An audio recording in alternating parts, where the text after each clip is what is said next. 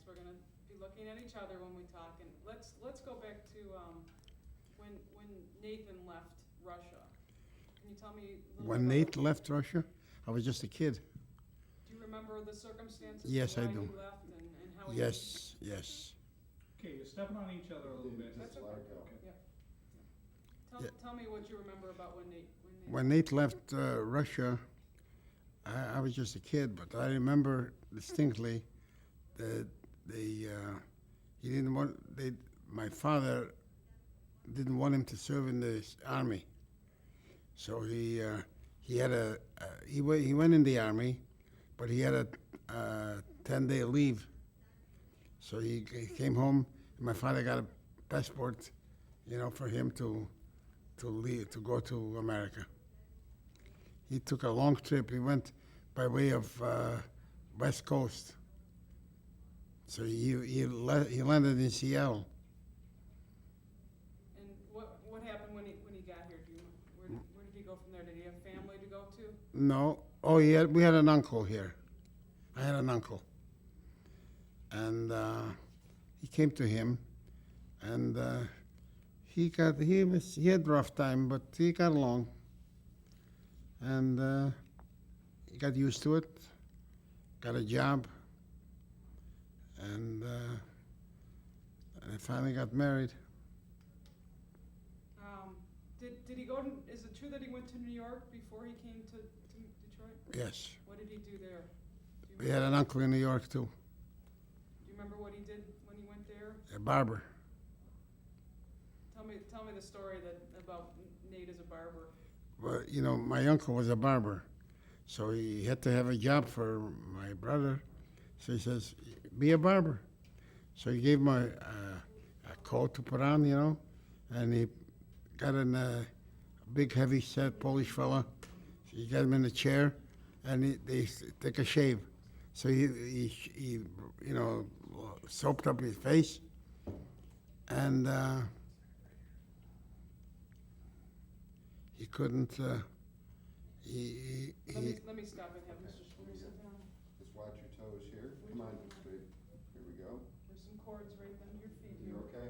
And I'm gonna sit you right here, sir. Sure. Good? Excellent. Can you tell that story again? Because it is a good story. He got a job, and he went to work. Okay, hold on 1 second. Yes, sir. Okey doke. Let's watch the cable, sir. Okay. Okay, now we'll have to be very quiet because we can pick up any of the little noises, okay, gentlemen? Okay. Okay, thanks. Right. Max, just tell me the story again about when Nate went to New York to. Well, your uncle he was went a to, he barber. went to New York, and my uncle was a barber. So he said the only thing you can give him a job is in the barber shop. So he says, "Be a barber." So he had one of those big barber shops, about 20 chairs, and a nickel a shave and a dime a haircut. And he gets a big heavy set guy in the chair, and he didn't know how to operate a chair even. Finally, he gets him set up, and he lathers up his face, and he's going to shave him. And the first thing you know, he cuts right into the face, and the blood starts bleeding. And he takes off his coat. He says, "Uncle, that's the end of my career. No more barber." Wonderful. So he comes to Detroit, and what did he do here? He worked for. Worked in a factory. Worked in a factory, and he had a job. He got along very nice for quite a while, until he met Minnie. Was there an accident that? Well, he had an accident. He lost a finger. Tell me about the courtship of Nate and Minnie. When they first met, and when they were. I've heard stories that Minnie used to sneak away and to meet Nate, and Yeah, well, I don't know too much about it. you don't remember. No, it's before my time. Right, okay. All right, so tell me about when you came to the United States, you and Esther and your mother. Yeah, when I came to the United States, I was 12 years old. And Nate took us in, and we had a home, and it was very nice. You didn't speak any English when you first came? No, not a word. How did you manage? Tough. It took me about 3 months. I picked up the language a little bit. And at the time that you came, was Nate already in the store? Oh, yeah.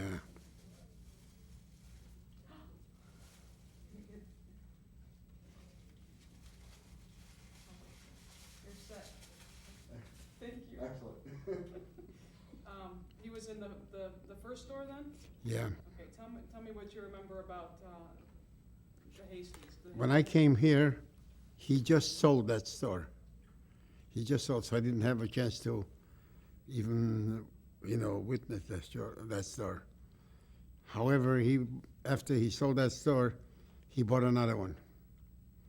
And I remember that because I went to work there as a kid. Straight away you started working? Yeah, And this was the 12th Street store. 12th Street, 12th and Gladstone. What did you do? What were your jobs when you were young? Took away dishes, and I didn't talk to customers. I couldn't speak English. Okay. How did things progress for you though? You began to learn the bit. Did Oh, you yes. enjoy it? Oh, yes. I'll never forget, I had an incident happen. I asked, I know that I never waited on a customer. The customers were waited on by Nate, my brother Nate, or Minnie. That was the only 2 people. So it was pretty busy in the summertime. Had a lot of, quite a lot of business. So everybody was being occupied. So I was doing nothing. So figured I'll wait on it. So a lady comes in. I asked her, and I used to have trouble with one word, what kind and what time. I didn't know the difference, which is which. So I says to her, what time? So she says, there's a clock, take a look, I says, no. I says, what time? So finally she complained to my brother. He says that this kid is crazy. He wants to know, all of a sudden, he wants to know what time it is. He says to me, what are you bothering her for? I says, I wanted to know what she wanted. So he realized that I didn't mean anything, but finally we straightened that out pretty good. Describe the 12th Street store to me. The 12th Street store was a good store. The 12th Street store, my brother bought it from a fellow who had it, and it was a flop. The fellow that had it didn't do any business. Sold it to him, Nate, for about, $200 or something like that. Bought it very cheap. And he did very well there. Tell me about the layout of the store. How was it laid out? How was it set up? Booths, booths and a soda fountain, and a candy case. And what else did they sell besides? Do you remember what else? Tobacco, candy. That was it. Yep.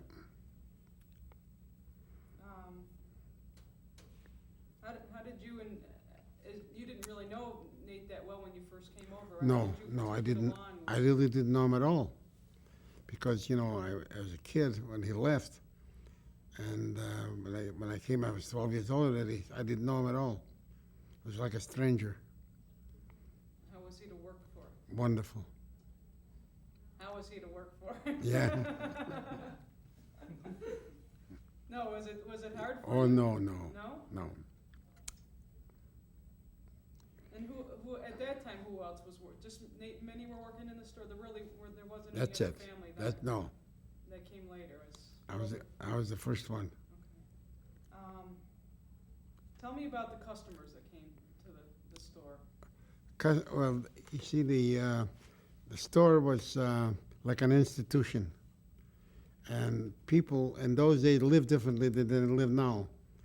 You know, they didn't have sociability was limited, but they had to go out for an evening, go to the candy store.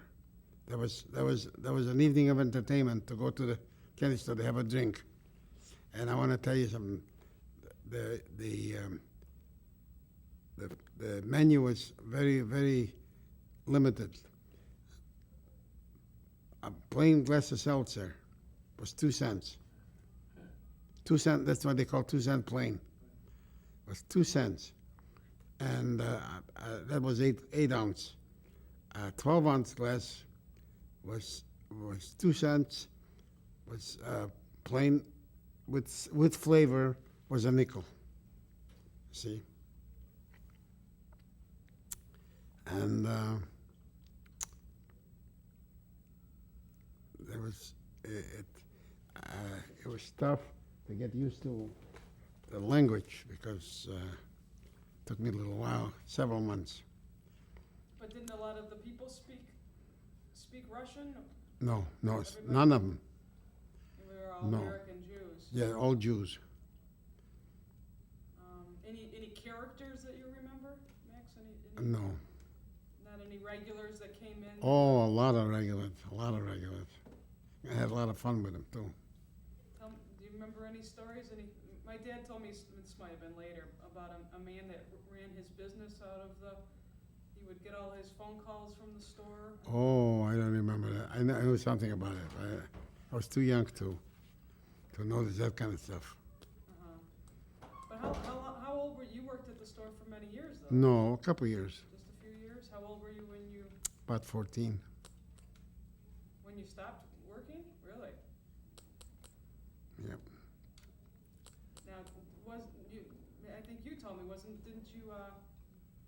didn't you sort of meet Aunt Ruth through the store, and someone said that she used to come and sit? No, I met Ruth at a dance.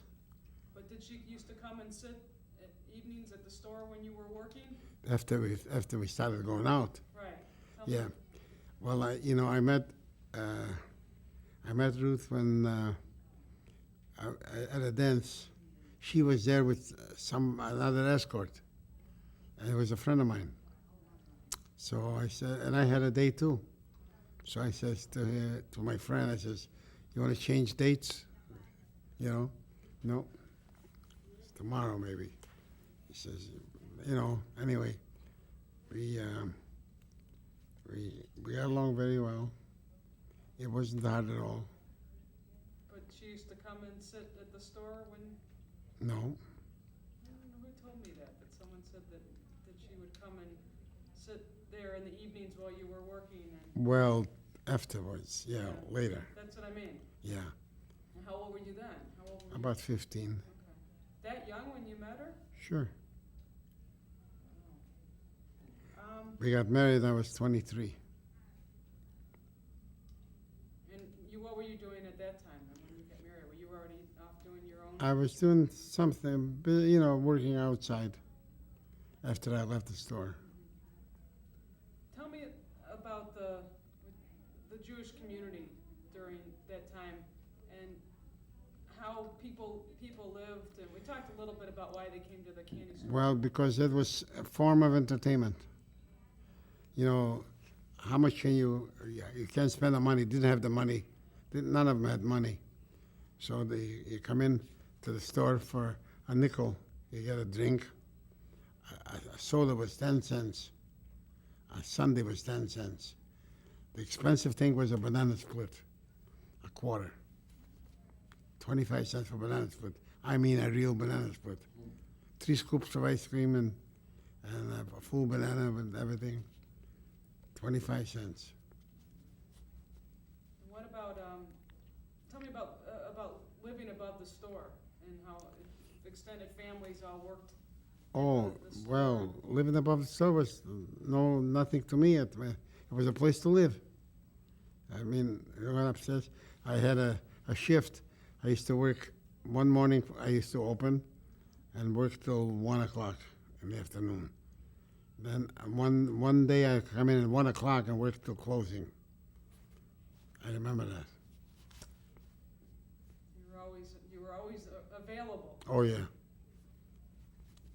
Oh, you yeah. ever get to go out and No. play, or kids came No. to see you if they went? Did they come to the store to see Come you? to the store, yeah.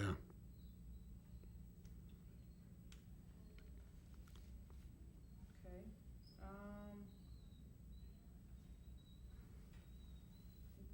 Still can't think of any characters or funny stories about regulars or people that came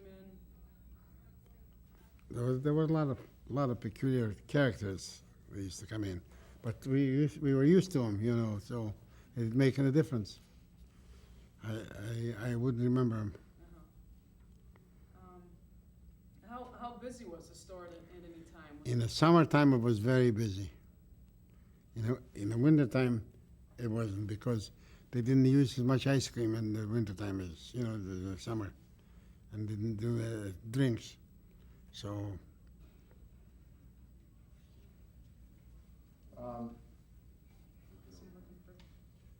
We were talking to Ralph about this the other day. He said Saturday night, 3 people deep at the counter. You Huh? never got a break. Saturday night was crazy in there. oh yeah, oh yeah, Do you remember that? yeah. What was that like? Well, it was busy. And, the people that did have a little money could come in Saturday night and spend the money. How much money can you spend? If a banana split is a quarter. If a fellow take out a girl, he buys a banana split, $50 for the 2 of them. That's it.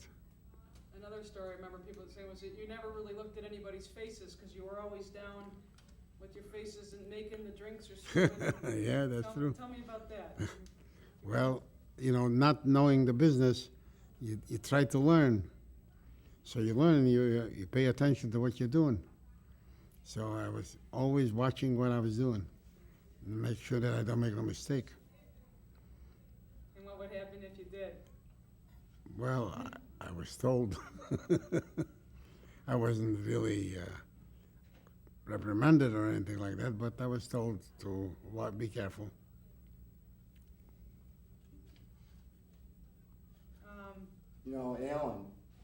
Alan, Ralph's brother, Yeah. would talk about Nathan would have this finger and he would, Oh, that's Nate had lost part of finger in the factory, so the half finger that he had became very strong, and he had a habit that he tap you on the shoulder like this, with that little thumb, would hurt like crazy. It was very strong, and he would tap you like this here. So you try to avoid him tapping you. What about the stories of the hoods in the neighborhood and keeping trouble out of the store? Do you remember? The hoods used to come in, all the gangs, the different gangs, but they always behaved themselves in the store. Were they afraid of Nathan? Oh, they weren't afraid of him, but they respected him. ask about a little bit neighborhood, the block. Yeah, tell me what you remember about the block. What else was on the street? Did you? What else was on the street? Little grocery store, a fruit store, I remember that. A herring store. Sell nothing but herring. That's right, a store. Can you imagine that? And everybody walked to get their groceries and walked. Herring. That's all they sold. Uh-huh. A herring store. And people walked from place to place. Everybody. Oh, yeah, that's it. No, they didn't have cars. Well, now, you know how far out the suburbs go, Yeah. and even you in Southfield. How is it different that you had the Jewish neighborhood, the Italian, I mean, were you allowed to cross? No. Tell me about the neighborhoods and how The they. neighborhood was very, very nice, and it was small. We lived when we lived on 12th Street. It was just a couple of blocks along the neighborhood. and you didn't really have. Nobody had a car. If one of the boys had a car, we'd all chip in and buy gasoline, fill the tank, 10 cents a gallon. 10 cents a gallon. For $1, we fill up a tank. Well, one of the ladies was telling me that her husband says that 12th Street was sort of known as a rough neighborhood, and the kids ran. You saw that a lot of gangs and stuff. No, it wasn't so bad. I never found it that bad. Most of the people there were nice, treated me nice, and I remember I got along very well with everybody. Were there always people living above the store? Just the family. But I mean, was it like after you? Oh, yeah, sure. Tell me about that. Most of the stores that were built were stores with downstairs, and upstairs were flats. And they used to occupy them. And they were cheap. It was a cheap place to live. It was up above a store. So like, rent was $50, maybe $20, What was Minnie's role in all of this? Tell me a little Minnie was right along with him. Minnie, I remember I used to, when I finally got worked up a little bit, I was in charge of cooking, making chocolate, making chocolate syrup. We used to make our own chocolate. So you make for a whole week, maybe 8-10 gallons of chocolate. And it took time till I learned, but I learned. Tell me the story about, Max, you want to lay your cane down on your lap? Sure. I think he needs to.